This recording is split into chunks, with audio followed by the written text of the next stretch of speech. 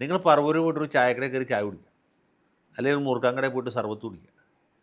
അതുമല്ലെങ്കിൽ കോടതിയിലാണ് പോകണമെങ്കിൽ ബാർ അസോസിയേഷനിൽ പോയി വെറുതെ വർത്തമാനം പറഞ്ഞിരിക്കുക. അവിടെ സംസാരിക്കുന്ന ബഹുഭൂരിപക്ഷം ആൾക്കാരും മുഴുവൻ സതീശൻ തോൽക്കുന്നതാണ്. വിശ്വസിക്കാൻ പറ്റുന്നുണ്ടോ? പറയുന്നത് എവിടെ വേണമെങ്കിൽ പോയി 10 9 പേരും പറയുന്നത് സതീശൻ തോൽക്കും എന്നാണ്. അങ്ങനെ ഒരു സാധ്യതയുണ്ടോ? ഒരു സാധ്യതയില്ല. പറഞ്ഞ മനസ്സിലായോ? ആളുകൾ പറയണതും പ്രവർത്തിക്കുന്ന എന്ന് വെച്ചാൽ സതീശൻ തോൽക്കണമെന്ന് ആഗ്രഹമുള്ള എല്ലാവരും സതീശൻ തോൽക്കുമെന്ന് ഉറക്കെ പറയും. സതീശൻ ജയിക്കണമെന്ന് താല്പര്യമുള്ള ആളുണ്ട്, അവരൊന്നും മിണ്ടില്ല, അവരൊരു അക്ഷരം പറയില്ല. അവർ കാലത്ത് എഴുന്നേറ്റ് പോയി കുളിച്ച് കുറിഞ്ഞു തൊട്ട് ഐശ്വര്യമായിട്ട് കൈപ്പത്തിയിൽ ഓട്ടി, എന്നിട്ട് മിണ്ടാതെ വീട്ടിൽ പോയിരിക്കും.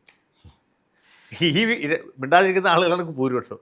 അതുകൊണ്ട് നമ്മളാരും കാണില്ല. വോട്ടെണ്ണി കഴിയുമ്പോൾ ഇതാണ് ഇങ്ങനെയുള്ള ചില തമാശകൾ ചില സ്ഥലങ്ങളിൽ സംഭവിക്കും. അത് ഒഴിച്ചാൽ പിന്നെ പറവൂരുള്ള മിക്കവാറും കോൺഗ്രസ്സുകാർ സതീശനെതിരാണ്.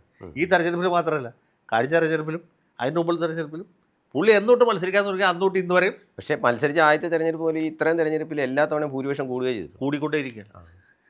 അല്ല, അത് വേറെ കാര്യം. ഞാൻ പറഞ്ഞത് അങ്ങനെ ഒരു വിചിത്രമായ പ്രതിഭാസം അവിടെ ഉണ്ടെന്നുള്ള ആ മണ്ഡലത്തിൽ പോയാൽ അറിയാം.